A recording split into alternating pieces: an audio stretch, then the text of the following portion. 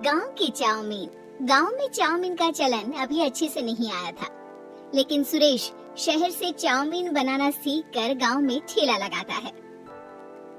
अरे ये केचुआ है क्या भैया? कैसे खाया जाता है? अरे नहीं, ये चाउमीन है।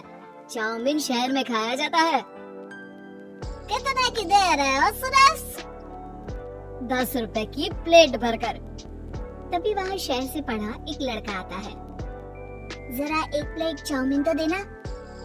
सुरेश उसे चाउमीन देता है। उसे चाउमीन खाता देख गांव वाले भी उससे चाउमीन ले लेते हैं और खाने लगते हैं। अरे वाह सुरेश भैया, कमाल की बनाए हो। 2 प्लेट मेरे बच्चों के लिए भी पैक कर दो।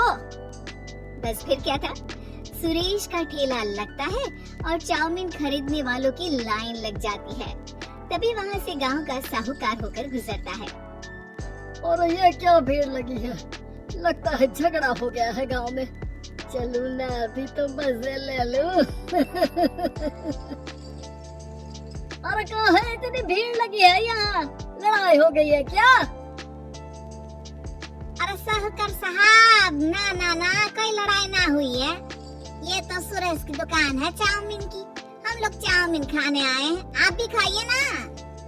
साहूकार चाउमीन खाता है और सुरेश की तरफ देखता है, जो सारे दिन के पैसे गिन रहा होता है। अरे सुरेश, क्या लागत है इस काम की? अरे साहूकार जी, आप अब आए तो ये पूरे 10,000 रुपए ले जाइए, जो पिछले साल शहर जाने से पहले आपसे लिए थे ना। लागत तो क्या कहें, जो आपने दिया था उसी में सीखा भी है और दुकान भी खोल ली। अरे पैसे इतने जल्दी क्या जरूरत थी? कैसे जरूरत नहीं थी साहूकार जी, इतना मोटा ब्याज कहाँ से भरते। साहूकार को अब सुरेश की दुकान को हड़पने की लालच आ जाती है।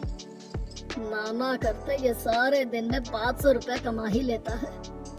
अरे गांव में ये ऐसे ही कमाता रहा तो कहीं ब्याज का काम ना शुरू कर दे। अरे भैया, कोई ना कोई जुगाड़ तो करना पड़ेगा। अब साहूकार घर आ जाता है और अपनी बीवी को सारी बात बताता है। हाँ जी, ये तो मैंने भी सुना है कि सुरेश के हाथ की चाउमीन नहीं खाई तो कुछ नहीं खाया। अरे हाँ, सही ही कहता है।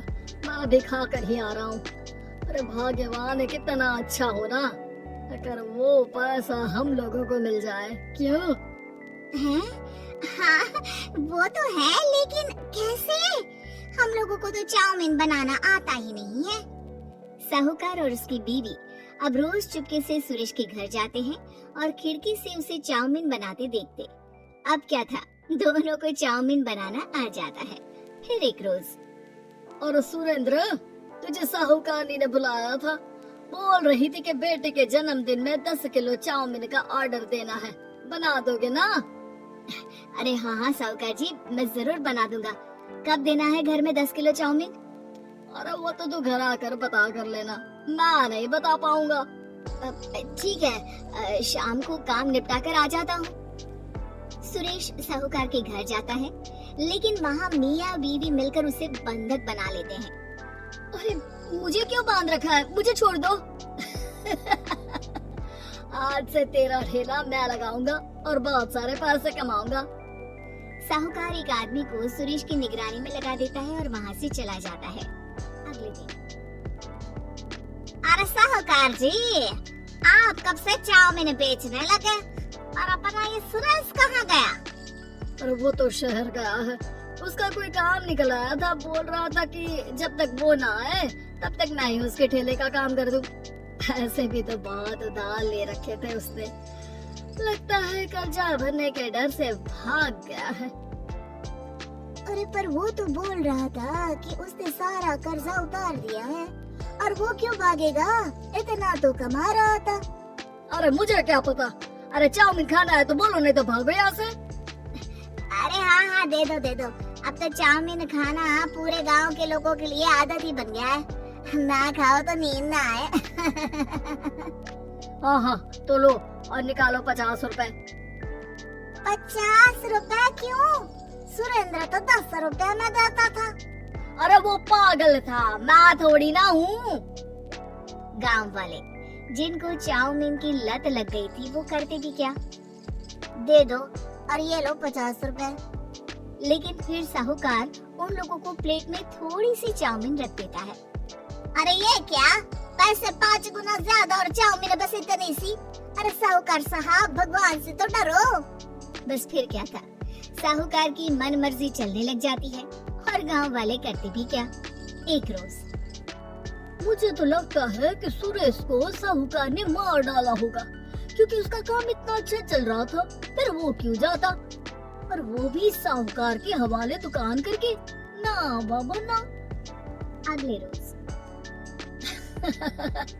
भाग्यवान, देखो तो जरा, इस सुरेश भी ना कितना पागल था। जिस काम से वो ज्यादा पैसे बना सकता था, उससे इतने कम पैसे छाप रहा था।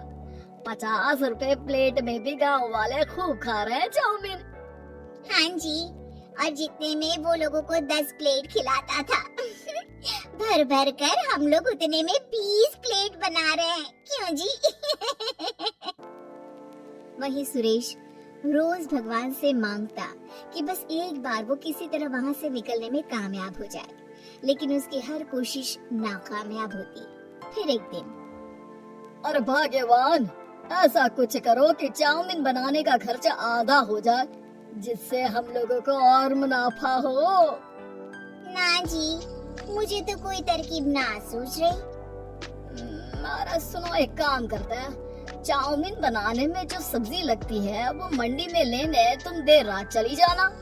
तब तक वो सारी सड़ी गली सब्जी जो दुकानदार वहीं फेंक जाते हैं, वो उठा कर ले आना फ्री में। अरे वाह जी वाह, आप तो बहुत समझदार हैं जी। बीवी वैसा ही करती है, लेकिन अब लोग चाउमीन खाते तो मुंह बनाकर। फिर एक बार, अरे राम राम राम, ये पेट में दर्द काहे हो रहा है? हाय रे हाय, मेरा भी पेट दर्द के मारे फटा जा रहा है।